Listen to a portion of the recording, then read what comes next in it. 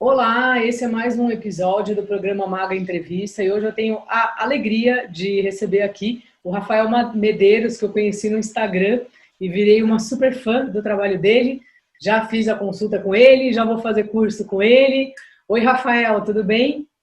Oi, Mariana, tudo bem? Queria Tudo agradecer ótimo. aqui a sua presença, né? Aí eu queria que você contasse um pouco, assim, quando que você começou a olhar o tarô dessa forma. Eu gosto, para resumir, assim, eu gostava de poesia e gostava muito de um certo tipo de poesia, né? Eu estava me afastando mais de uma poesia assim, mais derramada, mais confessional, e comecei a me aproximar ele não está aqui não, do Ezra Pound, né? E dessa coisa de olhar para o poema, olhar para a linguagem, né, para a palavra, como na sua materialidade, né, na sua plasticidade e tudo. E ao mesmo tempo eu gostava de esoterismo, de espiritualidade e de tarô, de oráculos, né? Só que eu gostava muito do tarô de Marselha. E eu lembro que eu li tudo que tinha disponível sobre tarô e mergulhei muito naquele Jung e o Tarô, da Sally Nichols. E ela usa ilustrações do tarô de Marselha, né? E eu lembro que eu achei muito bonita a história, né, do tarô enquanto uma jornada de uma individuação e tudo, foi legal. Me introduziu a alguns temas de psicologia analítica que até hoje eu gosto. Mas ao mesmo tempo, quando eu tirava três cartas na mesa, eu não conseguia ler nada. Eu não conseguia uma fluência, né? Assim, não conseguia conectar uma carta com a outra. E eu fiquei nesse abismo, né, por um bom tempo. Desisti, botei o tarô na estante e segui adiante, estudando outras coisas. Até que eu descobri o livro do Ítalo Calvino, O Castelo dos Destinos Cruzados, onde ele usa as cartas do tarô, primeiro do Visconde Sforza e na segunda metade do livro do tarô de Marselha. Nessa parte do tarô de Marselha, ele usa o tarô de Marselha como uma máquina de gerar narrativas. E aí eu tive um estalo, pensei, esse cara não está só usando o tarô para um mero exercício estético, ele está ensinando a ler tarô aqui. Então eu comecei a ler o livro como se fosse um manual de tarô. E aí eu comecei a gerar pequenas historinhas com três cartas, e eu pegava essas historinhas e criava analogias com situações reais. E ali eu vi que alguma coisa acontecia com o tarô de Marselha quando eu mudava a chave do meu olhar. Ao invés de olhá-lo como uma coleção de arcanos ligados a algum tema oculto, eu comecei a olhá-lo como uma obra de arte oracular, né? Então eu comecei a ler o tarô de Marselha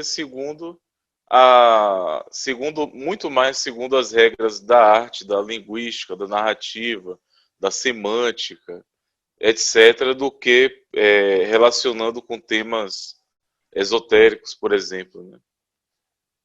E aí eu consegui começar a traduzir as cartas. Então a minha busca parte daí, de uma tentativa de ter alguma fluência, uma eloquência no traduzir as cartas. E aí você acaba, você também tem um trabalho que você faz, né, com as palavras, com os anagramas. E isso era uma coisa que você já É, fazia e você acabou juntando. já fazia, Eu fazia e eu ainda não tinha juntado tanto com o tarô. Aí isso se deu devido a um outro encontro, que foi com o Henrique Henriques, que hoje é meu amigo, professor, assim, é, é uma pessoa que quando você manda um e-mail para ele, nunca vem nada normal, assim. Sempre vem alguma coisa para você ficar pensando no próximo mês, assim, né? E, bom, eu topei com um filme existe um documentário sobre o Henrique Henriques chamado Tarology. Tarology. Ele é de que nacionalidade? Ele nasceu na Venezuela, em Caracas. E aí, em um dado momento, ele vai para Nova York, vai tentar a vida lá e inclusive tem toda uma história de sobrevivência dele em Nova York, não só materialmente, mas espiritualmente mesmo, que envolve o tarô, que tem muito a ver com a minha sobrevivência nesse mundo também. O tarô, ele disse que o tarô trouxe para ele uma possibilidade de criar pontes entre ele e as pessoas, já que ele estava numa terra estrangeira, que ele mal falava o idioma, etc. E eu também, assim, teve um momento da minha vida que eu me fechei muito devido a N traumas, e eu comecei a me abrir para as pessoas por causa do tarô. Porque as pessoas ficavam perguntando assim, você lê tarô? Eu estava na faculdade com um livro de tarô. Você lê tarô? Bota uma carta para mim. E aí eu comecei a usar o tarô para abrir, né? Me abrir mais. Tal. E aí esse filme, ele já começa com o Henrique fazendo um anagrama, né? De tarology. Ele permuta a palavra tarology e ela vira orgy a lot. Orgia para valer. E aí tem uma chave, né? Assim, que é uma outra coisa bem interessante do tarô de Marcélia, que quanto mais você se relaciona com ele, você se mistura com ele, mais ele fala, né? Tem que quebrar o distanciamento, assim, né? Com o tarô de Marcélia.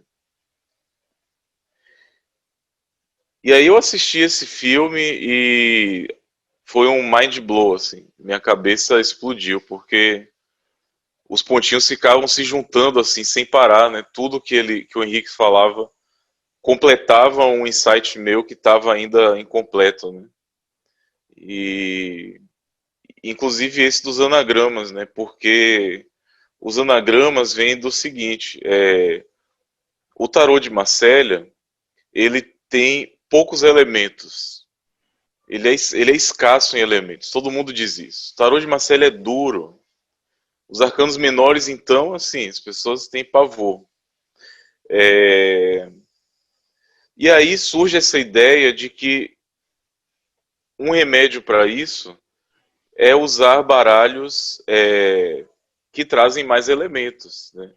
Como o tarô de Tote, por exemplo, né? Riquíssimo em elementos, detalhes e tudo.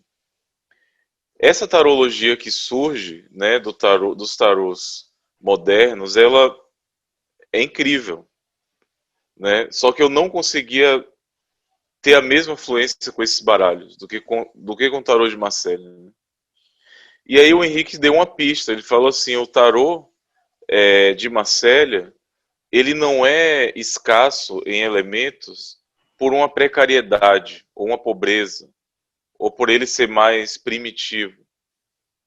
É que essa é a linguagem dele, porque ele tem uma linguagem muito mais próxima do alfabeto do que do símbolo, da alegoria elaborada e tal, né? Da mesma forma que o alfabeto tem pouquíssimas letras, e através da recombinação dessas letras nós falamos tudo. O tarô de Marcélia também possui poucos elementos que, quando são recombinados, produzem mensagens infinitas, narrativas infinitas, falam sobre qualquer coisa, né, assim. E aí eu comecei a olhar para o tarô assim, né? Por que uma carta por que a temperança tá com os braços abertos? E aí, se depois vem a força já está com os braços fechados, né? Será que se a temperança aprender um pouco mais a restringir a sua força, aquele fluxo entre um jarro e outro não vai virar um bicho, vai virar uma coisa viva, né? Enfim, estou só improvisando aqui. Estou até procurando a minha temperança aqui para mostrar, não estou encontrando ela. E aí você acaba também trabalhando com a sequência das cartas oficiais, assim, oficial, assim.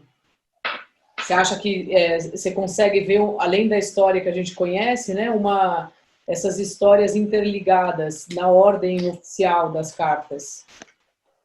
Também. As pessoas me perguntam assim: você acha que o tarô é a jornada do louco? Eu costumo responder assim: também, né? Mas também é a jornada. Deixa eu tirar 3 cartas aqui: a estrela, a temperança e a torre. Vê se eu colocar aqui, as pessoas veem como você está vendo. É assim ou ao contrário? Isso, assim, perfeito. E aí eu falo para as pessoas: ó, tem a história do louco, sim, mas também tem a história de uma mulher que descobre seus poderes internos, né, e resolve despejá-los na Terra, e depois essa mulher levanta, né, assume suas asas e restaura essa conexão que parecia não haver entre um poder e outro, né? Ela está com um jarro, né, na água, outro jarro despejando sobre a terra, e na temperança esses dois fluxos se ligam, né? E aí depois essa mulher se transforma nessa torre, né? E esse fluxo ele vai para lá para o topo. Então eles têm a mesma cor, né? E quando as coisas têm a mesma cor no tarô de Marcelle, elas estão contando uma história de algo que deveria se transmutar, né? Se transformar em outra coisa. E aí só quando ela se endurece como a torre, esse fluxo se torna forte o suficiente para alcançar o céu. Então a gente tem essa história aqui. É uma outra história, além da história do louco, né? E aí a gente pode brincar assim que uma mulher que estava totalmente nua, com a pele à mostra, ela precisou fazer essa alquimia do centro, né? Estudar como conectar seus poderes internos para depois se transformar na própria casa de Deus, no próprio receptáculo dessa energia que vem do céu. Então a gente pode estar diante de uma história aqui de uma desalienação dos poderes, né? De um desestranhamento dos poderes. Alguém que tinha uma ligação muito estranhada com seus poderes acaba se vendo seu corpo, né, como a própria casa da divindade, do sagrado, né, enfim, da luz. E nesse baralho é interessante que você pode ver através dessas janelas que a torre está totalmente preenchida por essa luz, né? Essa luz azulada, né, assim. E aí o fato dela ter se endurecido, né, pode denotar que ela começou a enxergar que era preciso um pouco de técnica na espiritualidade, era preciso um pouco de construção, né, a coisa não podia ficar no laissez-faire, né, no deixe estar. E eu acho que a gente tem precisado disso atualmente, sabe, Mariana? A gente está vivendo muitos problemas aí coletivos devido a um certo exagero no deixe estar, né? A gente não entende assim que há uma interdependência entre essa felicidade que a gente almeja e a organização, por exemplo. Então, algumas pessoas leem na torre algo que deu errado devido a alguém estar muito rígido e tal, né? Mas às vezes é justamente o que a gente precisa, né? Construir alguma coisa, organizar, erigir algo para que o que tem que ser demolido seja demolido, né? Assim. Entendi. E aí, Rafael, por exemplo, né, a gente sabe que, é claro que o tarô, a gente pode ter várias leituras, né? Mas Uhum, que tem mais ou menos um, entre aspas, um consenso, né? Da torre uhum, falar um pouco de um raio, de alguma coisa que de alguma maneira se desestrutura. Na hora que uhum, você está interpretando o tarô, você se desprende completamente dos sentidos, entre aspas, originais, e uhum, você lê o que você está vendo, que nem você fez agora esse percurso dessas três uhum. cartas, ou de alguma forma você também tem e usa o significado, entre aspas, consensual, assim, ou depende? Eu, eu uso e depende. Eu uso é, e depende do contexto, né? Depende muito do contexto, porque como eu não tenho usado tanto tiragens muito extensas, porque elas atrapalham um pouco de eu enxergar esses movimentos, a minha mandala é a questão do consulente. Então eu dou muito valor ao contexto, né? O contexto joga um papel muito importante na minha leitura. E o que é que eu faço é o seguinte, eu deixo os significados usuais, né, em suspenso. Eles estão ali. E aí depois que eu olho a imagem, eu vejo em que medida esses significados entram, né? Então, se você olhar bem, nessa história aqui houve uma desestruturação de uma postura anterior equivocada. Por exemplo, vamos colocar um tema aqui, diante da espiritualidade. Então, alguém estava achando que a espiritualidade era apenas ficar contemplando os insights e as visões e tendo estados mentais super legais e especiais. Mas aí vem a temperança é, restaurar isso para que a pessoa não se desagregue, né? E não se perca. E aí vem a torre e traz o insight verdadeiro, né? Então, assim, um insight espiritual, ele não é necessariamente algo agradável ou tranquilo. Então aí pode entrar na leitura a qualidade dessa experiência espiritual diante da qual essa pessoa está, né? Então, primeiro eu leio a imagem e aí depois os temas dos arcanos podem vir para qualificar a situação, né? Entendi. E você faz a mesma coisa com os arcanos menores. A Você, mesma coisa. você pega uma carta assim e aí lê ela. E não Isso. você não precisa lembrar o que é o nove de copas. Você analisa Não, essas taças. isso. Analisa as taças. Dentro do contexto, geralmente tem arcanos maiores ali para dar mais vocabulário, né? Nos arcanos menores é onde eu me afasto mais dos temas mais tradicionais, né? Às vezes eles entram, mas geralmente não. Geralmente eu sigo, eu tento seguir a linguagem do próprio baralho. E o tarô de Marcelo ele fala muito da, da experiência, sabe, da vida. Então, eu tento, por exemplo, Eu vou se tirar uma carta aparecem aqui. Pode perfeito, falar o que você ia falar. se aparecem espadas, eu tento incluir no jogo o que é que são espadas, né? Assim, espadas são armas, são pesadas. Se você maneja uma espada, você tem um jeito de lutar. Se você maneja duas, você tem um outro jeito. Então eu vou tentando sempre trazer a imagem para o campo das analogias, né, das metáforas, e por sua vez ver como é que isso se conecta com a vida.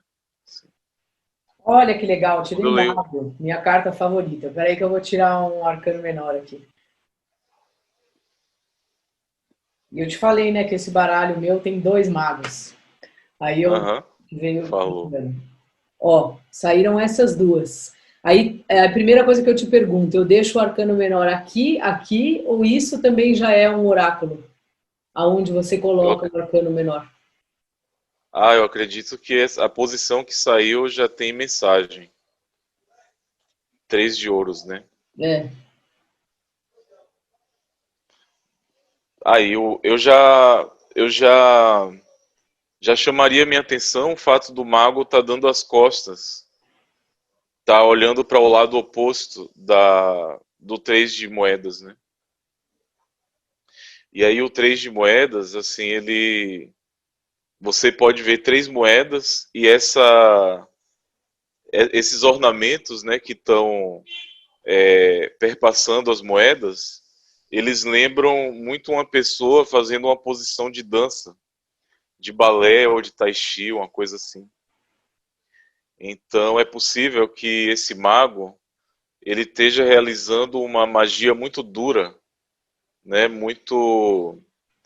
Ele esteja tão preocupado com a técnica que ele está esquecendo que a magia é simples.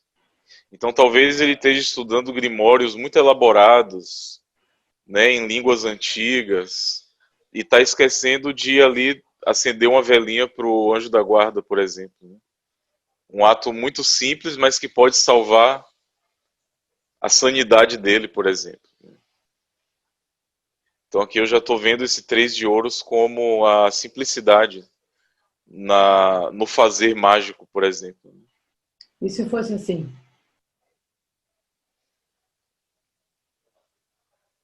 Se fosse assim, eu já leria como se o mago tivesse chamando esse arcano para dançar. Que ele faz uma postura assim, né, como se estivesse chamando para uma valsa, né, assim. Sim. Então aqui eu já veria como uma pessoa que está saindo daquela postura de distanciamento de um fazer, seja ele mágico, artístico, né?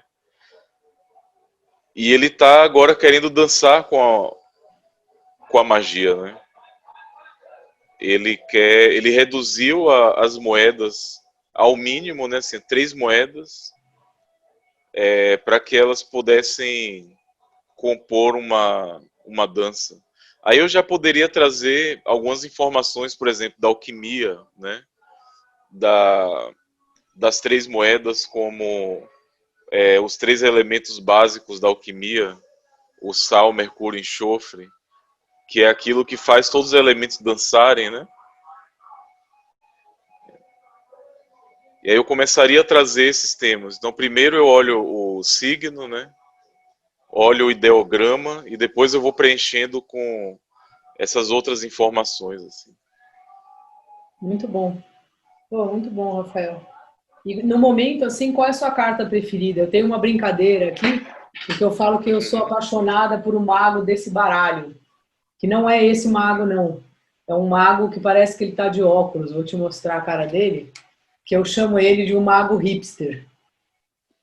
Olha, o Mago Hipster, Lula É, ele não é, Palusa. não parece que ele está fazendo drinks e tal? Ele é muito hipster. É. E aí, Demais.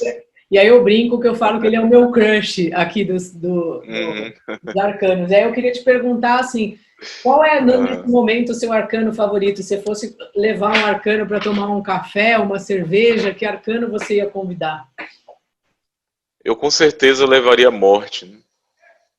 A morte de qual baralho? Atualmente, Qualquer esse tarô? aqui, do Dodal mesmo. É linda essa morte, né? Uhum. Por que você levaria a morte? É, porque, assim, primeiro que eu já tive. Pode parecer meio sinistro, mas eu já tomei um café com ela, assim, algumas vezes, né? Já tive umas situações de quase morte reais. E todas elas trouxeram um tipo de insight, né? Um tipo de abertura. Assim. E também, por causa dessa voracidade que esse arcano tem, eu acho bonito que nesse baralho ela traz uma foice dentro do olho. Tem uma meia-lua dentro do olho, assim. Então é como se ela trouxesse essa vontade de cortar no olhar, né? Assim. E ela é tão voraz, né, que ela cortou o nome da carta, né, com sua lâmina. E o nome é um rótulo, né? O nome é um rótulo que, por exemplo, o nosso nome é um rótulo que alguém bota na gente e a partir dali a gente vai criando identidades. Só que todas essas identidades são ilusórias. Por isso que eu tenho, na verdade, dois arcanos favoritos, que são a torre e a morte. A morte e a torre. Né? Então, assim, foi ela que não me deixou acreditar que eu não tinha condições de ler tarô, por exemplo. Né? Que tudo que eu precisava era me libertar de identidades. Não, que eu tenho que ser o tarólogo que fala assim, que age assim, que tem carinha pacífica e que é um beato e que, sabe? Foi ela que me disse, não, você não precisa adotar esse rótulo, né? Vá do jeito que você é.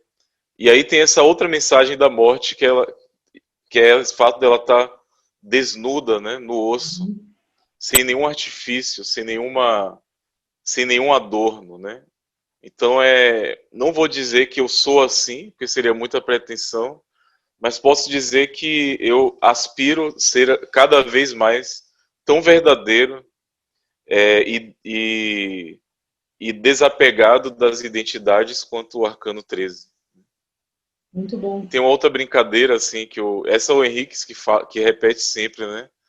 Que o Arcano 13 é uma espécie de emblema que representa muito bem o tarô de Marselha, porque um esqueleto é uma quantidade limitada de ossos.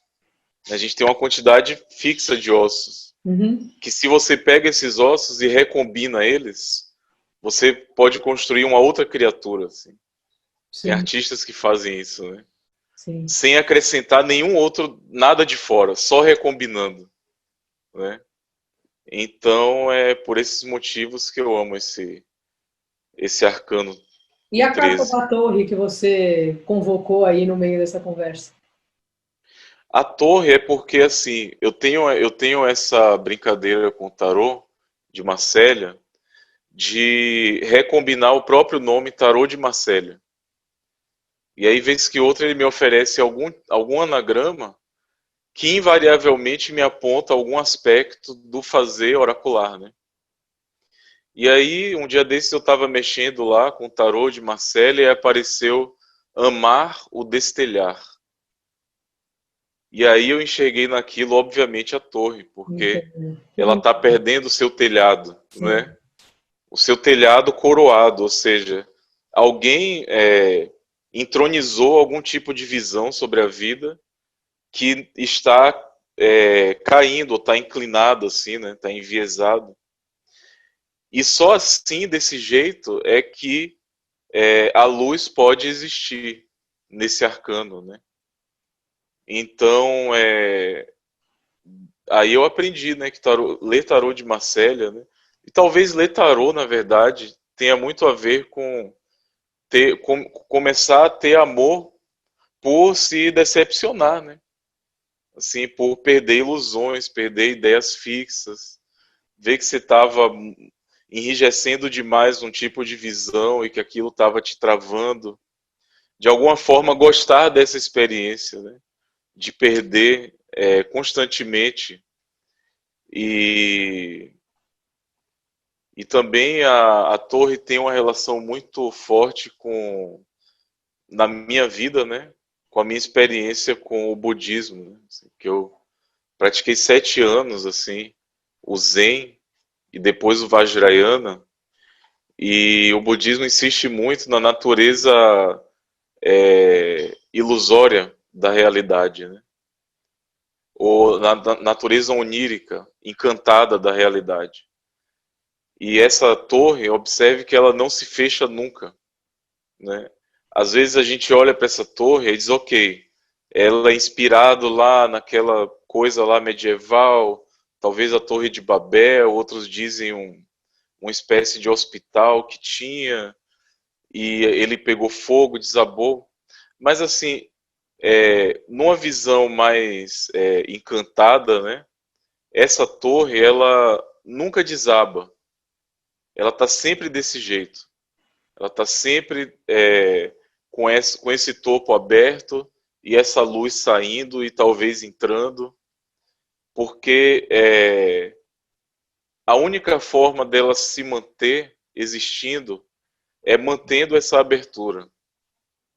Então eu tenho tentado, né, na minha vida cultivar essa abertura da torre, não deixar que ela feche nunca e vire só uma caixa de concreto fria e estéril, sabe?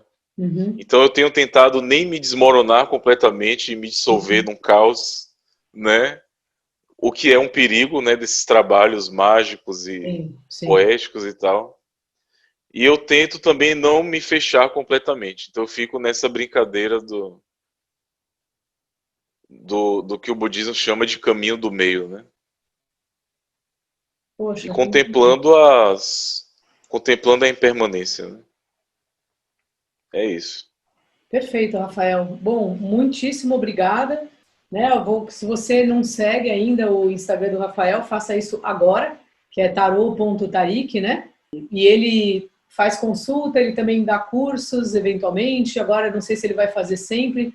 Então, fica ligado aí no trabalho dele, que é um trabalho muito bom, muito sério e que traz